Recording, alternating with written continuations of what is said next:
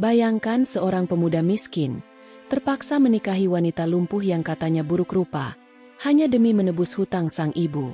Tapi siapa sangka, di balik kursi roda dan wajah yang ditutupi cadar itu, tersembunyi rahasia besar yang bisa menghancurkan atau menyelamatkan hidupnya. Namun sebelum cerita dimulai, bagi yang beragama Islam saya sarankan untuk menuliskan sholawat Nabi Muhammad agar kelak sholawat ini menjadi saksi untuk mendapat syafaat di akhirat. Like dan subscribe ke channel ini sangat membantu menyebarkan dakwah Islam dan menjadi amal jariah. Mari kita mulai ceritanya. Sore itu langit mendung menggantung di atas rumah reot milik Bu Marni. Angin menerbangkan debu dan dedaunan kering, membuat suasana semakin muram. Di dalam rumah, Bu Marni mondar-mandir gelisah. Keriput di wajahnya tampak semakin jelas, mencerminkan beban berat yang menghimpit pikirannya. Aduh, bagaimana ini? Kalau malam ini aku nggak bisa bayar, habislah aku. Gumamnya panik. Matanya terus menatap jam dinding yang berdetak pelan. Tak lama kemudian, terdengar suara ketukan di pintu. Pintu kayu itu berderit saat dibuka, menampakkan sosok Pak Idris, lelaki parubaya dengan setelan jas lusuh tapi wajah penuh wibawa. Sorot matanya tajam, menyapu seluruh ruangan sebelum akhirnya menatap Bu Marni yang gemetar di ambang pintu. Waktunya sudah habis, Marni, ucapnya tegas. 30 juta itu bukan jumlah kecil, dan kamu sudah janji lunas hari ini. Bu Marni menelan ludah. Napasnya memburu. Ia menunduk, lalu menjawab lirih. Pak Idris, saya mohon, beri saya waktu seminggu lagi. Saya akan cari pinjaman. Pak Idris menggeleng pelan. Tidak ada waktu lagi. Tapi saya punya solusi. Bu Marni langsung mendongak. Matanya penuh harap. Tapi senyum di bibir Pak Idris malah membuatnya menggigil. Kamu punya anak laki-laki, Rio, kan? Lulusan kuliah, kerja serabutan. Kamu ingin hutangmu lunas tanpa bayar sepeser pun? Tanya Pak Idris, sengaja menggantung ucapannya. Bu Marni mengangguk pelan. Ya, tentu saja. Menikahkan Rio dengan anak saya, Nela. Bu Marni sontak terdiam.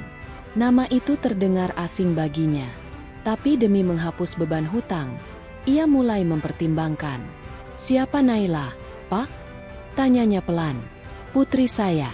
Dia memang tidak sempurna. Lumpuh sejak kecelakaan 2 tahun lalu. Wajahnya juga mengalami luka parah. Tapi dia anak baik. Punya warisan yang tidak sedikit. Kalau Rio jadi suaminya, kamu bukan cuma bebas hutang. Kamu akan hidup terhormat, Marni. Bu Marni terdiam lama.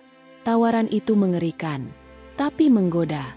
Dia tahu, hidupnya tidak akan pernah tenang kalau hutang ini terus menghantui. Dan Rio, meski anaknya itu mungkin akan marah, tapi apakah ada jalan lain? Pak Idris menyodorkan secari kertas perjanjian. Di sana tertulis dengan rapi, lunas tanpa bayar. Syaratnya hanya satu, Rio harus menikahi Naila dalam waktu sepekan. Bu Marni memegang kertas itu dengan tangan bergetar. Di luar, petir menyambar langit mendung. Seakan pertanda bahwa hidup mereka tak akan pernah sama lagi setelah ini. Pagi hari di bengkel kecil tempat Rio bekerja, suara dentingan besi dan percikan api dari mesin las terdengar bersahut-sahutan. Rio, pemuda berusia 25 tahun, berkaus lusuh dengan tangan kotor oli, tengah membungkuk memperbaiki motor pelanggan. Ia tak tahu, hidupnya akan berubah dalam hitungan jam. Saat istirahat siang, ia duduk di pojok bengkel, membuka bekal seadanya. Nasi dengan tempe goreng dan sambal. Baru saja hendak menyuap, ponselnya berdering. Nama, Ibu, terpampang di layar. Ia angkat cepat. Rio, pulang sekarang. Penting. Suara ibunya terdengar panik. Tanpa banyak tanya, Rio segera pulang. Begitu sampai, ia melihat ibunya duduk di ruang tamu, menunduk dalam. Di depannya, kertas perjanjian telah dibubuhi tanda tangan. Ibu, ada apa? Tanya Rio sambil meletakkan helm. Bu Marni menatap putranya dengan sorot mata bersalah. Rio, ibu sudah salah besar. Rio menatap ibunya, bingung. Maksud ibu? Bu Marni menarik napas panjang, lalu mengucapkan semuanya. Tentang hutang 30 juta, tentang Pak Idris, tentang perjanjian, dan tentang pernikahan. Rio berdiri, membeku, wajahnya berubah. Apa? Nikah? Sama orang yang bahkan aku nggak kenal. Ibu nggak punya pilihan lain, Rio. Ucap Bu Marni putus asa. Kalau tidak, rumah ini disita. Kita diusir. Ibu bisa dipenjara. Rio menatap ibunya. Nafasnya tercekat. Ia ingin marah, ingin menolak. Tapi melihat wajah tua yang penuh air mata itu membuatnya ragu. Siapa perempuan itu? Tanyanya akhirnya. Anaknya Pak Idris. Namanya Naila. Dia lumpuh. Dan wajahnya terbakar saat kecelakaan. Tapi dia anak baik. Orangnya sopan dan berhati mulia, kata Pak Idris. Rio terduduk di lantai, menutupi wajah dengan kedua tangannya. Seumur hidup, ia tidak pernah membayangkan pernikahan seperti ini. Tapi di sisi lain, ia tahu betul, ibunya tidak akan sanggup menanggung hutang itu sendirian. Keesokan harinya, ia dibawa ke rumah Pak Idris. Sebuah rumah besar bergaya kolonial berdiri megah di ujung gang sepi. Halamannya luas, berpagar besi hitam. Saat mereka masuk, suasana rumah itu terasa sepi dan mencekam. Pak Idris menyambut mereka dengan senyum puas. Rio, anak muda, terima kasih sudah datang. Saya akan perkenalkan kamu dengan Naila. Rio menelan ludah saat melihat kursi roda perlahan didorong dari arah dalam rumah. Di atasnya duduk seorang gadis muda berambut panjang. Wajahnya tertutup sebagian oleh kerudung lebar, dan tubuhnya tampak lemah. Tangannya pucat, kaki tertutup selimut tebal. Ini Naila, ucap Pak Idris. Rio menunduk, menyapa pelan. Naila hanya tersenyum kecil. Suaranya lembut. Halo, Rio. Tak ada kehangatan dalam rumah itu. Hanya kesunyian dan rasa asing yang menekan dada Rio. Tapi ia tak tahu, perempuan lumpuh yang kini duduk di depannya menyimpan rahasia besar yang kelak akan mengguncang hidupnya. Hari pernikahan itu datang begitu cepat. Tanpa resepsi mewah, tanpa gaun indah, tanpa canda tawa. Hanya akad sederhana di ruang tengah rumah Pak Idris. Beberapa saksi, seorang penghulu, dan dua orang tua yang menyimpan maksud tersembunyi. Rio berdiri kaku. Kemeja putih yang dikenakannya terasa asing di tubuh. Sementara Naila duduk diam di kursi roda dengan wajah sebagian tertutup kerudung, hanya mengangguk pelan saat ijab kabul selesai diucapkan. Resmilah kalian sebagai suami istri, ujar penghulu. Tak ada tepuk tangan, tak ada air mata haru, hanya sunyi. Malam harinya, Rio duduk di tepi ranjang kamar pengantin mereka. Sebuah kamar besar, tapi terasa dingin dan asing. Naila masih duduk di kursi roda, menatap ke jendela dengan pandangan kosong. Kita tidak harus pura-pura menjadi suami istri sungguhan. Aku tahu ini hanya perjanjian, ucap Rio pelan, mencoba menjaga jarak. Naila menoleh, senyumnya datar. Aku mengerti. Aku tidak akan memaksamu. Hening, hanya suara jam dinding yang berdetak. Beberapa hari berlalu. Rio mulai tinggal di rumah besar itu. Ia tak betah. Setiap sudut rumah terasa seperti labirin penuh rahasia. Pak Idris hampir selalu berada di luar, dan Naila hanya diam di kamarnya. Rio mencoba bersikap sopan, tapi ia merasa seperti hidup bersama bayangan. Namun, satu hal yang membuatnya heran.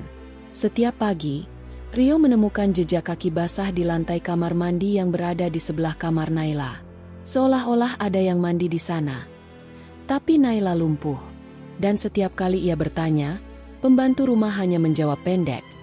Itu pasti jejak tamu Pak Idris. Suatu malam, Rio terbangun karena suara aneh dari dapur. Ia turun pelan-pelan, berjalan di koridor panjang menuju dapur yang remang. Saat membuka pintu, ia melihat sesosok perempuan membelakanginya, sedang membuka kulkas. Gerakannya gesit, berdiri tanpa bantuan apapun. Naila, gumam Rio pelan. Perempuan itu tersentak, lalu buru-buru menutup pintu kulkas dan berlari ke arah tangga, berlari. Tanpa tongkat, tanpa kursi roda, Rio mengejar. Tapi saat sampai di tangga, ia hanya mendapati kursi roda kosong di depan kamarnya. Ia berdiri terpaku, dadanya bergemuruh. Apa yang baru saja ia lihat? Keesokan paginya, Naila kembali seperti biasa. Duduk diam di kursi roda, wajahnya pucat, senyum kecil di bibir. "Tidurmu nyenyak semalam?" tanyanya lembut. Rio menatapnya tajam, tapi tak menjawab. Ia mulai yakin, perempuan ini sedang menyembunyikan sesuatu yang besar. Hari-hari berikutnya, Rio mulai curiga dan waspada. Ia memperhatikan setiap gerak-gerik Naila.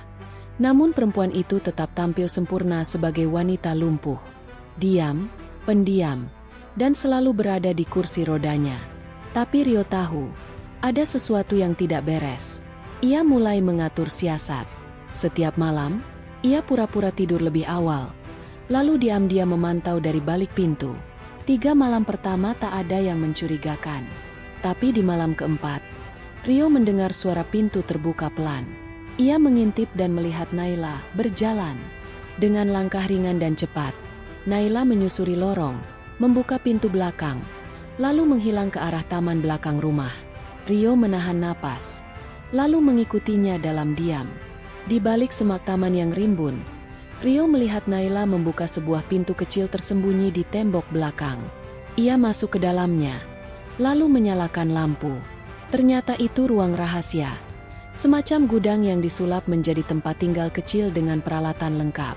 Di dinding, tergantung foto-foto, catatan, dan sebuah papan besar berisi garis-garis merah yang menghubungkan satu nama ke nama lainnya.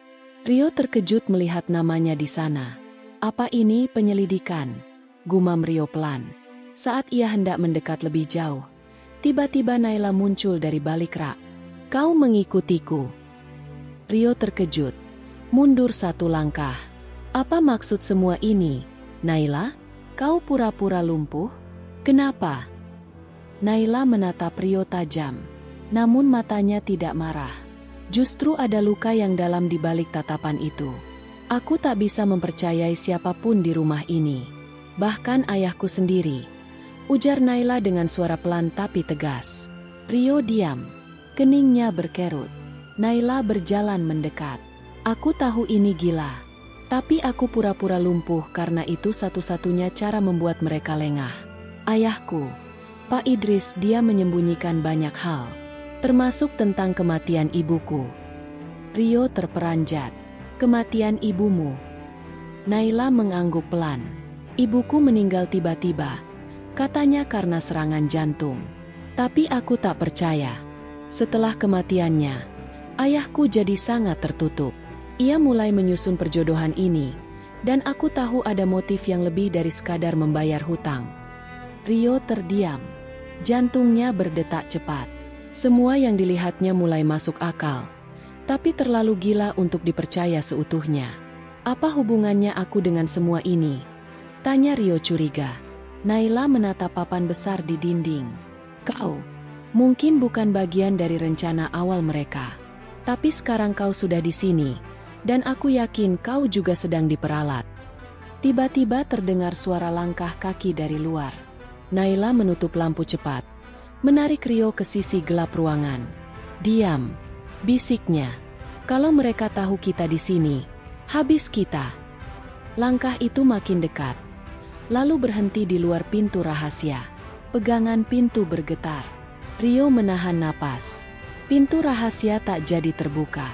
Langkah kaki itu menjauh perlahan, hingga akhirnya suara derit lantai kayu tak terdengar lagi. Rio dan Naila masih menahan napas di sudut ruangan yang gelap, hingga Naila akhirnya menyalakan lampu kecil di balik rak. "Siapa itu?" tanya Rio setengah berbisik. Naila menggeleng pelan. "Aku tak yakin. Bisa jadi salah satu orang suruhan ayahku. Mereka kadang memeriksa tempat ini."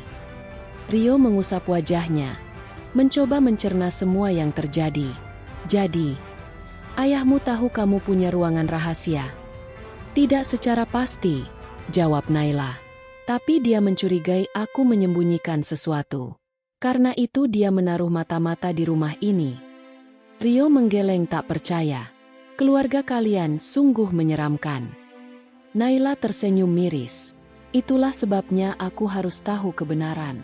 Dan kamu akan membantuku. Rio terdiam. Ia tak pernah merasa dirinya terjebak begitu dalam seperti sekarang. Awalnya ia pikir pernikahan ini hanya soal menebus hutang. Tapi kini, semuanya terasa seperti permainan berbahaya yang belum diketahui ujungnya. Malam itu, Naila mulai menceritakan segalanya. Tentang ibunya yang selalu sakit sejak beberapa bulan sebelum meninggal. Tentang keanehan-keanehan yang tak masuk akal. Obat-obatan yang sering disembunyikan. Dokter pribadi yang tiba-tiba menghilang setelah ibunya wafat. Hingga satu hal paling mencurigakan, surat wasiat ibunya yang tak pernah ditunjukkan pada Naila. Padahal ibunya sangat menyayanginya. Surat itu katanya hilang, ujar Naila lirih. Tapi aku yakin, ayahku menyimpannya. Dan disitulah mungkin semua jawaban berada. Rio mendengarkan dengan serius. Kini hatinya mulai tergerak. Bukan lagi karena hutang ibunya, tapi karena ia ingin tahu kebenaran. Ia ingin tahu siapa sebenarnya Naila, dan apa yang sebenarnya terjadi dalam keluarga ini. Keesokan harinya, Rio mulai ikut bermain. Ia berpura-pura tidak tahu apa-apa. Ia tetap bersikap dingin di depan Pak Idris dan Bu Marni, seolah pernikahan ini hanyalah formalitas tanpa rasa. Tapi diam-diam, ia menyelinap ke ruang kerja Pak Idris. Mencari-cari di antara berkas dan laci-laci, berharap menemukan petunjuk. Namun baru beberapa menit ia mengacak isi meja, terdengar suara langkah kaki dari tangga. Rio buru-buru merapikan semuanya. Tapi sebelum ia sempat keluar, pintu terbuka. Pak Idris berdiri di ambang pintu, menatap tajam. Kau sedang apa di sini, Rio? Rio membeku. Untuk sesaat, ia kehilangan kata-kata. Pak Idris berjalan masuk perlahan, menutup pintu di belakangnya. Udara terasa makin berat. Rio menarik napas dalam. Ia tahu, sejak saat ini, permainannya benar-benar dimulai. Rio berdiri tegak di hadapan Pak Idris, berusaha menahan gugup. Wajah pria parubaya itu tampak dingin, penuh kecurigaan. Matanya menelusuri setiap gerakan Rio, seolah sedang menakar sejauh apa anak muda itu telah melanggar batas. Aku cuma mencari buku, ucap Rio akhirnya, mencoba tenang. Kemarin aku lihat di rak ini ada novel yang ingin kubaca. Pak Idris tersenyum miring, tapi senyum itu jauh dari ramah. Ia melangkah pelan ke meja kerjanya, lalu duduk dan menyilangkan tangan di atas dada. Buku? Tanyanya. Bukan berkas penting. Rio menggeleng cepat. Tidak, Pak. Mana mungkin saya menyentuh berkas Bapak? Untuk sesaat, suasana hening. Hanya suara jam dinding yang terdengar berdetak pelan. Lalu, Pak Idris berbicara dengan suara rendah namun tajam. Dengar, Rio, aku tahu kamu bukan pria tolol. Tapi jangan pernah pikir kamu bisa mengelabui aku di rumah ini. Rio menunduk sedikit, pura-pura patuh. Tapi di dalam hatinya, kemarahan mulai tumbuh. Pria itu memperlakukannya seperti budak yang tak punya harga diri. Pak Idris berdiri, membuka laci meja, dan melemparkan selembar kertas ke atas meja. Kalau kamu ingin tinggal di sini dengan tenang, tanda tangani ini. Rio mendekat, membaca cepat isi surat itu. Sebuah perjanjian diam-diam. Isinya, ia tidak boleh mencampuri urusan keluarga Idris, tidak boleh menyentuh harta Naila, dan harus tetap menjaga image keluarga di depan publik sebagai suami istri harmonis. Jika ia melanggar, maka seluruh hutang Bu Marni akan dikembalikan berkali lipat, plus ancaman hukum. Kenapa saya harus tanda tangani ini? Tanya Rio, nyaris berbisik. Pak Idris menatapnya tajam. Karena ibumu masih ingin hidup tenang. Dan kamu masih ingin melihat matahari besok pagi. Ancaman itu tak terdengar seperti lelucon. Rio tahu, ini lebih dari sekadar kata-kata. Dunia pria ini bukan dunia biasa. Dunia gelap yang tak segan menyingkirkan siapapun yang dianggap duri. Rio menatap kertas itu sekali lagi. Tapi ia tak menyentuhnya. Saya pikir-pikir dulu, ucapnya pelan. Lalu berbalik pergi. Pak Idris tidak menghentikannya. Tapi ketika Rio hampir di pintu, suara pria itu terdengar kembali, dingin dan penuh tekanan. "Kamu bukan siapa-siapa di sini, Rio. Ingat itu baik-baik." Rio berjalan keluar dengan langkah mantap, tapi jantungnya berdetak kencang. Ia tahu, dirinya baru saja menyalakan api yang lebih besar. Tapi dalam hatinya, ia tak gentar. Karena kini, bukan hanya Naila yang menyimpan rahasia besar. Ia juga punya satu alasan untuk bertahan. Satu kebenaran yang harus ia ungkap, apapun risikonya. Dan malam itu, untuk pertama kalinya, Rio mengintip dari balik jendela ruang kerja Pak Idris. Ia melihat pria itu membuka laci yang berbeda. Laci kecil di bawah meja. Ia mengeluarkan sebuah amplop coklat tebal. Rio tak bisa melihat apa isinya. Tapi dari tatapan waspada Pak Idris, ia tahu, amplop itu menyimpan sesuatu yang sangat berharga. Mungkin sesuatu yang Naila cari selama ini. Malam semakin larut. Di dalam kamar yang redup cahaya, Rio duduk termenung di sisi tempat tidur. Pikirannya berkecamuk, mengulang-ulang adegan yang ia lihat dari balik jendela ruang kerja Pak Idris. Amplop coklat itu, caranya Pak Idris menyimpannya dengan sangat hati-hati, dan ekspresi wajahnya yang tegang, semuanya membuat Rio yakin, ada sesuatu yang disembunyikan. Ia melirik ke arah Naila yang terbaring di ranjang. Perempuan itu tampak tertidur. Wajahnya seperti biasa, pucat dan penuh bekas luka. Tapi entah kenapa, Rio mulai meragukan segalanya. Apakah benar semua itu nyata? Ataukah sekadar bagian dari skenario yang telah dirancang dengan sangat rapi? Esok harinya, kesempatan datang tak terduga. Pak Idris dan istrinya pergi keluar kota menghadiri acara pernikahan kerabat. Rumah besar itu terasa lengang dan sunyi. Naila tetap di kamar, seperti biasanya. Dan saat pembantu sibuk di dapur, Rio bergerak cepat menuju ruang kerja Pak Idris. Ia menarik napas dalam-dalam sebelum membuka pintu. Begitu masuk, ia langsung menuju meja kerja dan mengingat posisi laci tempat Pak Idris menyimpan amplop. Ia mencoba menarik lacinya, terkunci. Tapi sebuah pengait kecil di samping meja menarik perhatiannya. Dengan hati-hati, Rio menekan pengait itu, dan klik, laci terbuka perlahan. Rio menahan napas saat melihat amplop itu di dalamnya. Tangannya gemetar saat menarik keluar amplop coklat yang terasa berat di genggaman. Ia membukanya perlahan dan mengeluarkan isinya. Setumpuk foto, beberapa salinan surat rumah sakit, dan satu dokumen penting yang membuat darahnya berdesir. Surat hasil pemeriksaan psikologis. Atas nama Naila Fitriani. Diagnosa gangguan kepribadian campuran, disertai trauma pasca kecelakaan. Tidak mengalami kelumpuhan fisik, kemampuan berjalan dan motorik normal. Rio membeku. Matanya membaca ulang baris kalimat itu berkali-kali. Semua kebohongan itu. Selama ini Naila tidak benar-benar lumpuh? Lalu kenapa ia harus berpura-pura? Tiba-tiba terdengar suara langkah kaki di koridor. Rio buru-buru mengembalikan semua berkas ke dalam amplop dan menutup laci. Ia nyaris tak sempat menyamarkan napasnya saat pintu diketuk dari luar. "Mas Rio," suara Naila. Ia menoleh, mencoba terlihat biasa saja. "Ya, aku haus. Bisa ambilin minum?" Rio mengangguk, tapi di dalam hatinya, ia mulai meragukan setiap kata yang keluar dari mulut perempuan itu.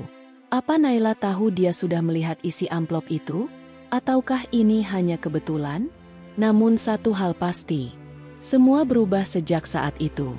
Rio tahu, ia tak bisa mempercayai siapapun lagi di rumah ini. Termasuk perempuan yang kini menyandang status istrinya. Malam pun datang lagi. Dan saat semua penghuni rumah terlelap, Rio duduk sendirian di balkon. Ia menggenggam salinan surat psikologis yang diam-diam telah ia foto dengan ponselnya. Ia menatap langit yang gelap, memikirkan langkah selanjutnya. Karena kini, rahasia Naila sudah di tangannya. Tapi ia juga sadar, memegang rahasia itu berarti mengundang bahaya yang lebih besar. Bahaya yang mungkin datang dari perempuan yang tidur satu ranjang dengannya. Malam itu, Naila duduk sendiri di depan meja rias di dalam kamar. Lampu kecil menyala redup, memperlihatkan bayangan wajahnya yang samar di cermin. Ia menatap lekat-lekat pantulan dirinya.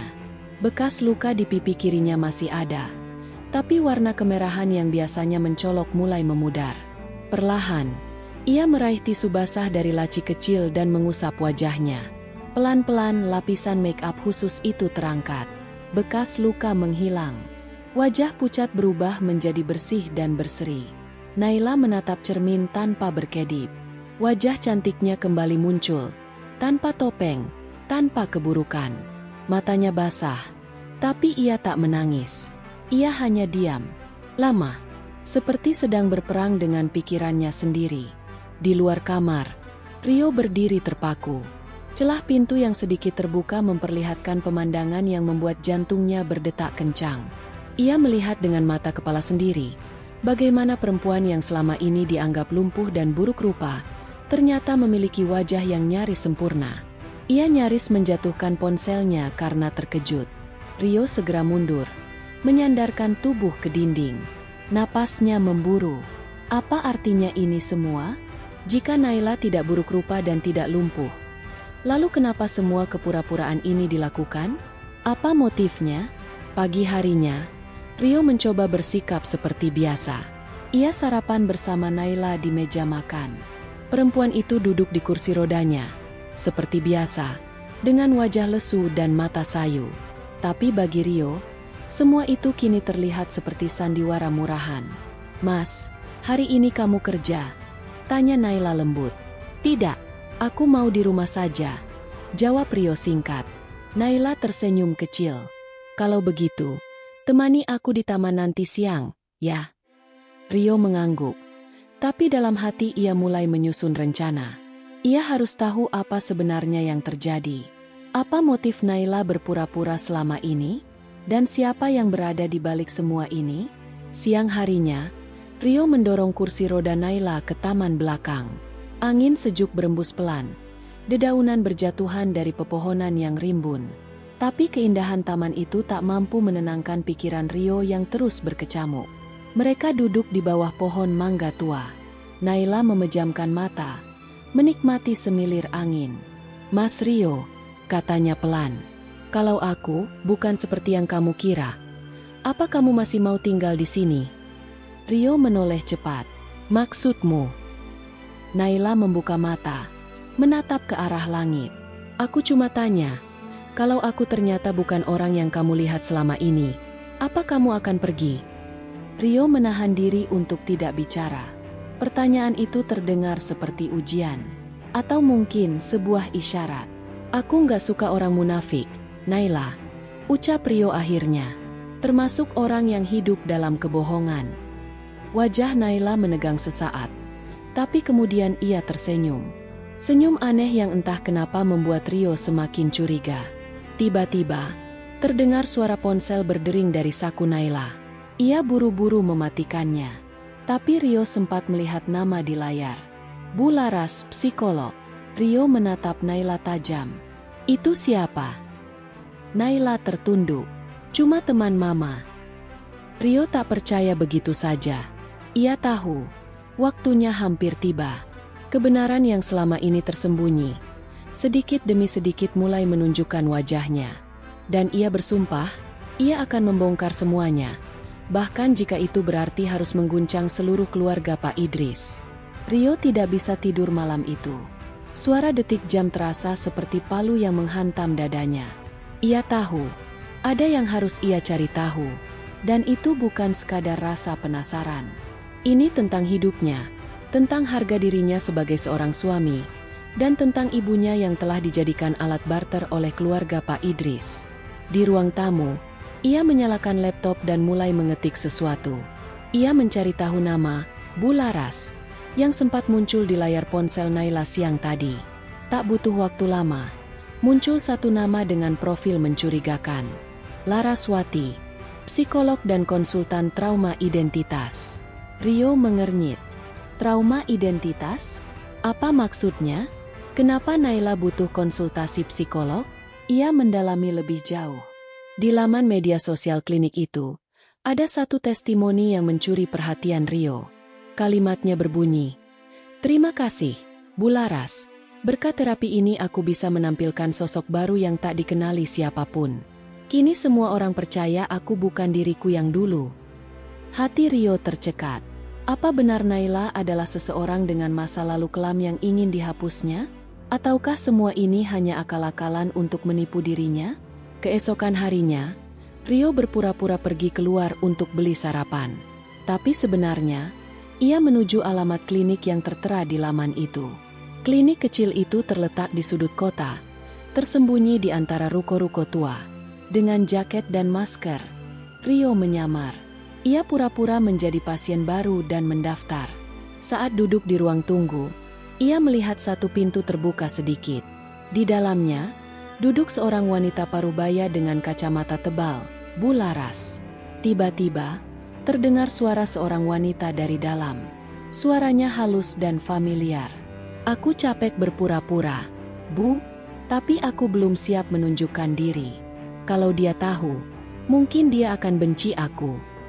Rio membeku. Itu suara Naila. Ia tak sempat berpikir panjang. Detik itu juga ia mundur perlahan dan keluar dari klinik sebelum ketahuan. Kini semua dugaannya terbukti. Naila berpura-pura. Tapi kenapa? Apa yang begitu besar hingga membuat seorang perempuan cantik rela menyamar jadi sosok buruk rupa dan lumpuh? Sesampainya di rumah, Rio mendapati Naila sudah menunggunya di ruang tamu. Seakan tahu kemana ia pergi, Naila menatapnya tanpa senyum. "Kamu dari mana, Mas?" tanyanya dengan suara tenang. Rio tidak menjawab. Naila menggenggam roda kursinya, dan dengan sekali dorongan, ia berdiri. Tegak, tanpa gemetar, tanpa goyah. Rio menahan napas. Semua sandiwara itu runtuh dalam sekejap. "Aku tahu kamu sudah tahu," ucap Naila lirih. "Tapi kamu belum tahu semuanya." Perempuan itu kemudian berbalik, melangkah pelan ke arah kamarnya. Setiap langkahnya seperti tamparan bagi Rio. Ia telah tertipu, tapi di saat yang sama ada ketakutan baru muncul. Karena Naila bukan hanya berpura-pura. Dia juga menyimpan sesuatu yang jauh lebih dalam dari sekadar kebohongan. Langkah Naila yang perlahan menuju kamar seperti bayangan gelap yang membawa Rio masuk ke dunia yang belum pernah ia kenal. Ia menatap punggung istrinya yang berjalan tegak tanpa tongkat, tanpa kursi roda. Perasaan di dadanya campur aduk. Marah, kecewa, bingung, dan penasaran. Rio mengejarnya. Sesampainya di ambang pintu, Naila sudah duduk di tepi ranjang. Di hadapannya ada sebuah kotak kayu tua. Ia membukanya perlahan, lalu mengeluarkan sesuatu. Foto-foto lama, potongan koran yang sudah menguning, dan sebuah bros kecil berbentuk burung merpati. "Dulu," suara Naila terdengar parau. "Aku bukan seperti yang kamu lihat sekarang. Aku hidup dalam keluarga yang tampaknya sempurna, tapi di dalamnya penuh dengan racun." Rio hanya berdiri, mendengarkan. "Ayahku," lanjut Naila, menahan napas. "Dia pejabat, punya nama besar. Tapi di balik itu, dia kejam. Ibuku sering disiksa. Aku juga pernah." Naila menggigit bibirnya. Matanya mulai berair. "Sampai suatu malam, aku kabur dari rumah. Berpura-pura mati dalam sebuah kecelakaan. Hanya sedikit orang yang tahu aku masih hidup. Bularas salah satunya." Rio menelan ludah. Ia merasa seolah ditarik ke dalam lubang gelap yang tak berujung. "Kenapa kamu berpura-pura lumpuh dan buruk rupa?" tanya Rio akhirnya, dengan suara nyaris tak terdengar. "Aku ingin tahu, siapa yang bisa mencintaiku, tanpa melihat wajahku, tanpa tahu masa laluku. Aku sudah terlalu sering dijadikan alat, dikagumi hanya karena kecantikan dan nama besar keluargaku." Naila menunduk. "Lalu aku bertemu kamu. Meski awalnya kamu dipaksa, kamu tidak pernah menyakitiku. Kamu merawatku dengan ikhlas." Rio masih diam. Hatinya seperti disayat. "Lalu kenapa kamu tak berkata jujur dari awal?" Suaranya akhirnya pecah. "Kamu tahu, aku mempertaruhkan segalanya. Aku rela menikahi wanita yang tak kukenal demi ibuku. Tapi kamu menipuku. Aku takut." Naila mendongak. "Takut kamu juga hanya akan menganggap aku sebagai beban. Atau sebaliknya, Memanfaatkan aku saat tahu siapa aku sebenarnya. Rio memalingkan wajah. Ia butuh udara. Butuh waktu untuk mencerna semua ini. Tapi sebelum ia bisa melangkah keluar, Naila menyodorkan sebuah amplop. Ini surat dari pengacara. Jika kamu mau pergi, tinggal tanda tangani. Semua hutang ibumu sudah lunas. Aku tak akan menahan kamu lagi. Jantung Rio berdetak semakin cepat. Ia menatap amplop itu dengan tangan gemetar. Satu tanda tangan, dan semua selesai. Bebas, tak ada lagi beban, tak ada lagi kebohongan. Tapi kenapa hatinya terasa makin berat? Ia tak membuka amplop itu. Ia hanya duduk di sofa, menatap lantai, sementara Naila tetap diranjang, memeluk bros kecilnya seperti anak kecil memeluk boneka usang. Dalam rumah itu, malam turun begitu sunyi, tapi di hati Rio, badai mulai bergemuruh. Pagi datang seperti biasanya, tapi suasana di rumah itu tak lagi sama. Rio terbangun di sofa ruang tengah dengan leher kaku dan mata sembab. Di tangannya, amplop itu masih tergenggam, tak terbuka, tak juga dibuang. Dari arah dapur, terdengar suara peralatan masak. Aroma sedap menyeruak perlahan. Entah kenapa, langkah Rio terasa berat menuju sana. Tapi ada rasa penasaran yang tak bisa ia tahan. Saat ia tiba di ambang pintu dapur, matanya membelalak. Naila sedang memasak, tanpa kursi roda, tanpa wajah buruk rupa. Hanya gadis biasa dengan rambut diikat sederhana, mengenakan daster biru muda, menumis sayur dengan gerakan lincah. Sesaat Naila menyadari kehadiran Rio. Mereka saling bertatapan. Canggung. Tapi Naila tetap melanjutkan kegiatannya. Pura-pura tenang meski jantungnya berdetak keras. Maaf, kalau aku merepotkanmu selama ini, ujar Naila pelan, masih membelakangi Rio. Rio mendekat, namun tak duduk. Ia menatap punggung Naila seperti ingin mengerti seluruh isi hatinya. Kenapa hari ini kamu bersikap seolah tidak terjadi apa-apa? Naila mematikan kompor, lalu menoleh pelan. Karena aku lelah hidup dalam drama. Aku hanya ingin menjalani pagi ini sebagai seorang istri yang berusaha mencintai suaminya. Walau mungkin suaminya sudah muak dengan semua kebohonganku. Rio menunduk. Kalimat itu menohok tepat di dadanya. Tapi bukan karena marah. Lebih karena ia tahu ia mulai goyah. Beberapa detik. Tak ada kata. Hanya suara detak jam dan napas mereka yang berat. Apa kamu tahu? Ucap Rio perlahan. Aku sempat berpikir untuk menandatangani surat itu tadi malam. Tapi setiap kali aku coba buka amplopnya, rasanya tanganku menolak. Naila terdiam. Harapannya mulai tumbuh. Dan kamu tahu kenapa? Lanjut Rio. Karena aku tak pernah merasa serumah seperti ini dengan siapapun. Bahkan dengan ibuku sendiri. Naila menahan air mata yang menggenang. Tapi senyum tipis mulai merekah. Jadi, kamu belum menyerah? Suaranya lirih. Rio menggeleng pelan. Aku belum tahu. Tapi aku ingin mencari tahu, apakah perasaanku ini karena kasihan, atau karena aku mulai mencintaimu. Hening menggantung. Rio berjalan ke meja makan. Duduk. Kau bilang hari ini ingin jadi istri yang memasak untuk suaminya, kan? Jadi, mana nasinya? Naila tertawa kecil.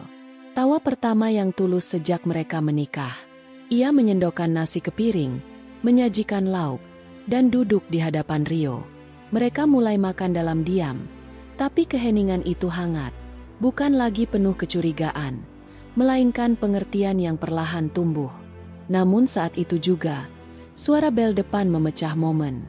DRRRT. Rio dan Naila saling pandang. Siapa pagi-pagi begini datang ke rumah? Dengan hati-hati, Rio berjalan ke pintu. Saat dibuka, jantungnya nyaris berhenti berdetak. Di depan pintu, berdiri seorang pria parubaya dengan setelan rapi, mata tajam, dan raut wajah yang sangat dikenalnya. Rio Darmawan.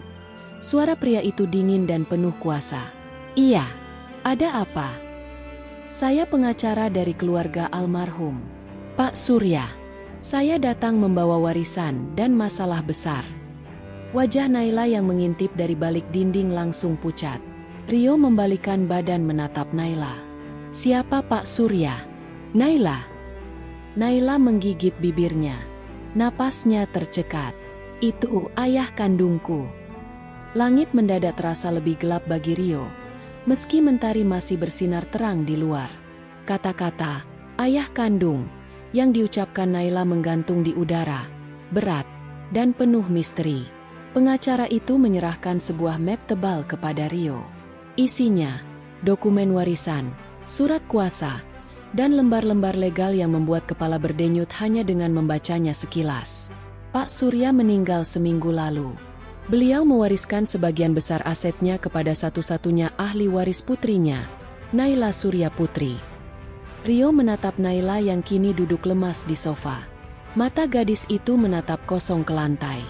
Jadi, kamu anak orang kaya sejak awal. Rio berkata tanpa emosi, seperti menahan badai di dalam dadanya. Naila mengangguk pelan. Aku anak dari pernikahan kedua Pak Surya. Tapi aku dibuang setelah ibuku meninggal. Ayahku malu punya anak yang dianggap cacat. Rio mengepalkan tangannya. Makanya kamu pura-pura lumpuh? Untuk balas dendam pada dunia. Naila menatapnya dengan mata merah. Bukan awalnya iya. Aku ingin membuat ayah malu dengan keadaanku. Tapi waktu aku tahu beliau sakit dan hanya punya sedikit waktu, aku kembali. Terlambat. Yang tersisa hanya warisan dan rasa bersalah.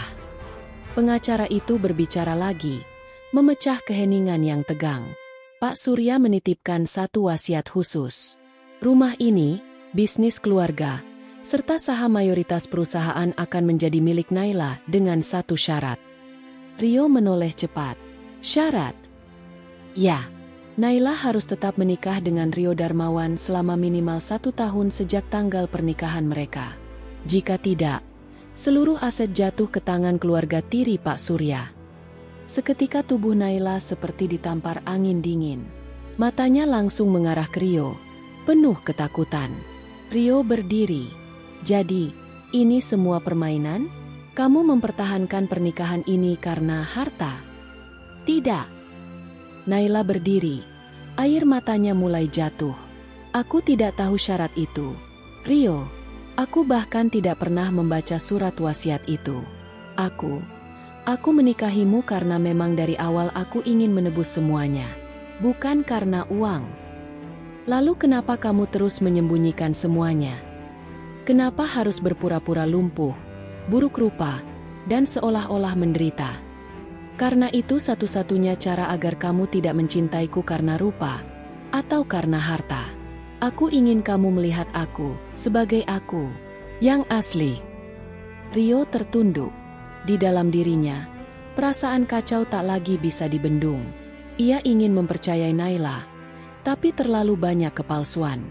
Terlalu banyak luka yang ditorehkan oleh kebenaran yang terlambat. Aku butuh waktu, ucapnya akhirnya. Tanpa menunggu balasan, Rio melangkah keluar rumah. Langkahnya berat, tapi pasti. Di belakangnya, Naila jatuh terduduk, memeluk lutut, menangis dalam diam. Sementara itu, pengacara itu hanya menghela napas panjang dan menyimpan kembali map dokumen ke dalam tas kerjanya. Semakin rumit, ya Nona Naila. Tapi satu hal pasti, semua akan segera berubah. Ia menatap Naila dalam-dalam. Karena keluarga tiri Pak Surya sudah tahu keberadaan kalian. Malah menurunkan tirainya dengan dingin menusuk. Angin berdesir pelan melewati pepohonan di sekitar rumah besar peninggalan Pak Surya. Suasana mencekam seolah menjadi pertanda bahwa badai sesungguhnya baru akan datang. Naila duduk di ruang tamu yang sepi. Matanya sembab, pikirannya kacau. Ia memandangi surat wasiat ayahnya yang tergeletak di meja. Lembar demi lembar menjadi saksi bahwa hidupnya bukan lagi miliknya sepenuhnya. Tiba-tiba, suara mobil berhenti di halaman depan. Tak lama kemudian, terdengar ketukan keras di pintu utama. Duk, duk, duk. Naila berdiri dengan hati berdebar. Ia berjalan pelan ke arah pintu dan membukanya. Seorang wanita parubaya dengan dandanan mencolok berdiri di ambang pintu. Di sampingnya, seorang pria berjas rapi dan berwajah kaku memandang Naila dengan sorot mata tajam. Aku Rosa. Istri pertama Pak Surya. Ucap wanita itu dengan nada penuh tekanan. Dan ini anakku, Doni. Naila menelan ludah. Ia tahu nama-nama itu. Nama yang selalu disebut-sebut ayahnya dalam cerita masa lalu yang terputus. Nama yang kini menjadi ancaman nyata di hadapannya. Aku tahu siapa kalian, bisik Naila. Bagus. Maka kau juga tahu kenapa kami di sini, kata Doni, melangkah masuk tanpa permisi. Kau sudah mencuri hak kami. Aku tidak mencuri apapun, balas Naila pelan. Warisan itu hakku. Aku anak sah dari Pak Surya. Rosa tertawa sinis. Anak dari perempuan jalang yang datang belakangan dan membuat Surya lupa diri? Jangan mimpi bisa hidup tenang, Naila. Apalagi dengan syarat warisan itu, timpal Doni. Kau pikir bisa mempertahankan pernikahan pura-pura itu selama setahun? Kami tidak akan membiarkanmu. Naila menggenggam tangannya kuat-kuat. Aku tidak takut. Aku akan mempertahankan semuanya. Tunggu saja, sayang, bisik Rosa sambil mendekat. Nafasnya menghembuskan aroma parfum menyengat. Kami akan ambil semua kembali. Tak peduli caranya. Mereka pergi meninggalkan Naila dalam kekacauan pikiran yang lebih hebat dari sebelumnya. Sementara itu, jauh di seberang kota, Rio duduk di dalam masjid kecil. Ia sedang termenung setelah melaksanakan sholat Isya. Wajahnya muram, pikirannya berat. Rio, suara seorang lelaki tua membuyarkan lamunannya. Rio menoleh. Seorang ustaz yang sering ditemuinya duduk di sampingnya, membawa 2 gelas air putih. Bebanmu berat, nak? Tanya ustaz itu lembut. Rio mengangguk. Saya bingung. Saya ingin memaafkan, tapi luka itu masih terasa. Kadang Allah beri kita ujian dari arah yang tidak kita sangka. Mungkin ini caranya menunjukkan siapa yang sungguh-sungguh tulus, dan siapa yang hanya bertopeng. Rio menunduk. Kata-kata itu menembus hatinya seperti sinar terang yang menembus kabut pekat. Ia mulai bertanya pada dirinya sendiri, apakah dia sudah melihat Naila dengan mata hati, atau hanya melalui kebencian dan kecewa? Tapi sebelum Rio menemukan jawabannya, badai lebih besar telah bersiap menyapunya. Karena Doni tidak hanya datang untuk warisan, ia datang membawa dendam yang mengakar kuat. Dan Naila hanya memiliki waktu terbatas untuk melindungi semua yang ia punya. Pagi itu, matahari bersinar terik, tapi hawa sejuk tidak terasa sedikit pun di dalam rumah besar yang kini mulai terasa seperti ladang peperangan. Naila duduk di meja makan, menatap cemas ponselnya yang sejak tadi tak henti bergetar. Pesan demi pesan masuk dari nomor tak dikenal. Semuanya berisi ancaman dan foto-foto masa lalu keluarganya. Foto ibunya saat masih bekerja sebagai penyanyi kafe. Foto Pak Surya bersama Naila kecil di tempat-tempat umum dengan narasi yang dipelintir. Semua mengarah pada satu tujuan, menjatuhkan reputasi Naila. Ini mereka.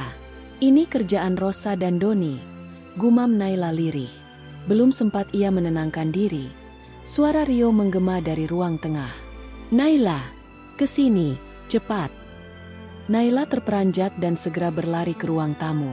Di sana, Rio berdiri kaku sambil memegang beberapa berkas. Wajahnya dingin dan rahangnya mengeras. Apa maksud semua ini? Tanyanya. Naila menatap bingung. Rio menyodorkan berkas itu padanya. Ini dokumen utang-utang Bu Marni yang tiba-tiba diklaim belum lunas. Bahkan disertai bukti tanda tangan palsu. Sekarang rumahnya hampir disita, ujar Rio. Naila menggigit bibir bawahnya. Mereka mencoba menekan kita dari semua sisi. Rio menatap Naila dalam-dalam. Kita? Kenapa kamu bilang kita? Kenapa kamu masih berpura-pura lemah? Sementara semua ini jelas kamu bisa lawan. Naila terdiam. Jantungnya berdegup kencang. Kata-kata itu menusuk. Ia merasa ditelanjangi dari segala tameng. Aku tahu kamu pura-pura lumpuh. Aku sudah tahu sejak malam kamu disiram air oleh Rosa. Kakimu refleks mundur sedikit. Aku pura-pura tidak melihat. Tapi sekarang aku ingin penjelasan. Napas Naila tercekat. Ia menggenggam sandaran kursi dengan tangan gemetar. Aku takut kehilangan semuanya. Rio, Bukan hartanya, tapi harga diri ayahku. Aku ingin menjalankan amanah beliau tanpa mengundang belas kasihan. Rio menunduk. Dalam hatinya masih berkecamuk antara marah, kecewa, dan simpati. Namun, sebelum ia bisa membuka mulut, pintu depan rumah didobrak paksa. Brak! Beberapa pria berbadan besar masuk sambil membawa surat penyitaan dan kamera. Di belakang mereka, Doni tersenyum sinis sambil mengacungkan surat. Selamat pagi, pasangan pura-pura. Hari ini adalah hari jatuhnya kehormatan kalian. Naila berdiri, kali ini tanpa berpura-pura lumpuh. Tatapannya tajam seperti elang. Jangan pikir kami akan menyerah begitu saja, ucapnya tenang namun tegas. Doni tampak terkejut. Matanya menatap ke arah kaki Naila yang berdiri tegak tanpa kursi roda. Selama ini, kau menipu. Naila melangkah maju. Kau tak tahu siapa yang kau hadapi. Doni, aku bukan gadis lemah seperti yang kau kira. Rio berdiri di samping Naila. Perlahan, tangannya menggenggam tangan Naila. Kau tidak sendiri. Sorot mata Doni berubah menjadi gelap. Ia melirik orang-orang suruhannya, memberi isyarat untuk mengambil alih rumah. Namun sebelum mereka bergerak, seseorang masuk dari pintu samping, seorang pengacara tua dengan map tebal di tangannya. Berhenti, serunya lantang. Saya dari tim hukum Pak Surya. Semua ini sudah direkam dan akan menjadi bukti dalam tuntutan balik. Jika kalian melangkah satu jengkal lagi, kalian bisa dikenai pasal pidana. Wajah Doni memucat. Permainan baru saja berubah. Keheningan mencekam menyelimuti ruang tamu besar itu. Doni mundur satu langkah, lalu memicingkan mata ke arah pengacara tua yang kini membuka map di tangannya. Kacamata tebalnya memantulkan cahaya matahari pagi, menambah kesan serius yang tak main-main. Apa maksud Anda? Tanya Doni dengan nada tak senyaman sebelumnya. Pengacara itu melirik Rio dan Naila, lalu mengangguk kecil. Saya diminta hadir di hari yang tepat. Sesuai surat wasiat almarhum Pak Surya, hari ini adalah waktu yang sudah ditentukan untuk membuka dokumen warisan. Rio melangkah maju. Warisan? Naila menatap pengacara itu lekat-lekat. Ayah pernah bilang, akan ada waktunya semua kebenaran terbuka. Apakah ini saatnya? Pengacara itu menurunkan map, lalu menarik napas dalam. Benar, Pak Surya telah menyiapkan segalanya. Beliau tahu akan ada pihak yang mencoba menjatuhkan keluarganya setelah kepergiannya. Karena itu, ia menyimpan semua dokumen penting dalam sebuah brankas yang hanya bisa dibuka tepat hari ini. Ia menoleh ke arah para pria berbadan besar yang masih berdiri kaku. Jika kalian tetap memaksa masuk tanpa proses hukum, maka bersiaplah untuk tuntutan. Karena rumah ini, tanah ini, dan aset yang diklaim akan disita. Semuanya telah sepenuhnya dialihkan atas nama Nyonya Naila Surya. Doni tampak terguncang. Itu bohong. Pengacara itu mengangkat mapnya. Saya punya dokumen asli dengan segel notaris dan rekaman video Pak Surya sebelum meninggal. Kalau Anda tak percaya, kita bisa lanjut ke pengadilan. Rio memandang Naila dengan tatapan baru. Kekaguman dan kekhawatiran bercampur jadi satu. Naila bukan hanya kuat, tapi juga sangat terencana. Namun Naila tak menunjukkan senyum kemenangan. Wajahnya justru semakin serius. Ia tahu, ini belum selesai. Pak Idris dan Doni tidak akan berhenti hanya karena ini. Gumam Naila pelan. Mereka bukan tipe orang yang mundur dengan mudah. Rio mengangguk. Dan kita bukan tipe orang yang lari dari peperangan. Pengacara itu kemudian menyerahkan satu dokumen kepada Naila. Ini kunci terakhir dari semua yang Pak Surya tinggalkan. Termasuk daftar perusahaan fiktif yang selama ini digunakan untuk menguras kekayaan kalian lewat orang dalam. Naila membuka dokumen itu perlahan. Tangannya gemetar, tapi sorot matanya tetap tajam. Di halaman pertama, tertera nama-nama yang tak asing. Termasuk satu nama yang membuat Rio terbelalak. Tidak mungkin, desisnya lirih. Naila menoleh. Apa ada yang kau kenal? Rio mengangguk perlahan. Itu, nama sahabat ayahku. Dia yang dulu memperkenalkan Bu Marni pada Pak Idris. Naila membalik halaman berikutnya. Dan di sana, tertera tanda tangan seseorang yang selama ini mereka kira sekadar rekan bisnis Pak Idris. Ternyata dalang dari semua rencana licik ini. Kita harus bertindak cepat. Mereka sudah terlalu dalam menanamkan pengaruhnya. Ujar Naila mantap. Pengacara itu mengangguk. Aku akan siapkan semua tuntutan pidana dan perdata. Tapi satu hal harus kalian tahu. Ada satu warisan terakhir yang ditinggalkan Pak Surya. Dan itu bukan uang. Rio dan Naila saling berpandangan. Pengacara itu melanjutkan. Itu adalah sebuah tempat. Sebuah pondok pesantren yang selama ini ia rahasiakan dari semua orang. Termasuk keluarga besar. Di sanalah semua saksi hidup yang tahu kebenaran tentang masa lalu Naila dan Pak Surya berada. Mata Naila berkaca-kaca. Pesantren? Ayah. Menyimpan sesuatu di sana. Bukan sesuatu, tapi seseorang. Ujar pengacara itu perlahan. Dan dia mungkin kunci dari kejatuhan Pak Idris. Angin semilir masuk melalui jendela besar, menggoyangkan tirai putih yang tipis. Rio mengepalkan tangan. Kalau begitu, kita akan ke sana. Pertarungan belum berakhir. Tapi kini, mereka punya arah. Dan Naila tidak lagi berpura-pura. Beberapa bulan kemudian, kehidupan Naila dan Rio berubah total. Dengan semua bukti yang dikumpulkan dari pesantren milik almarhum Pak Surya, kasus penipuan, pencucian uang, dan pemalsuan dokumen yang melibatkan Pak Idris dan kaki tangannya berhasil diungkap. Pak Idris, Doni, serta orang-orang di balik jaringan mereka dijatuhi hukuman setimpal. Harta kekayaan yang mereka rampas secara licik pun disita dan dikembalikan pada pemiliknya yang sah. Sementara itu, Bu Marni akhirnya sadar akan kebutakan hatinya selama ini. Di akhir hidupnya, ia jatuh sakit dan hanya Naila yang datang menjenguk. Air matanya tak henti mengalir ketika Naila menggenggam tangannya tanpa dendam. Hanya dengan hati yang sudah memaafkan. Naila dan Rio melanjutkan hidup sederhana namun bahagia. Mereka mengelola kembali usaha milik mendiang Pak Surya dan membuka banyak lapangan pekerjaan untuk masyarakat kecil. Bahkan, pesantren warisan sang ayah kini menjadi pusat pendidikan dan pembinaan akhlak untuk anak-anak yatim dan duafa. Dari semua perjalanan panjang, luka, air mata, dan pengkhianatan, Naila menyadari satu hal, Allah tak pernah tidur. Keadilan akan datang pada waktunya. Dan setiap kebaikan, sekecil apapun, pasti akan berbuah manis.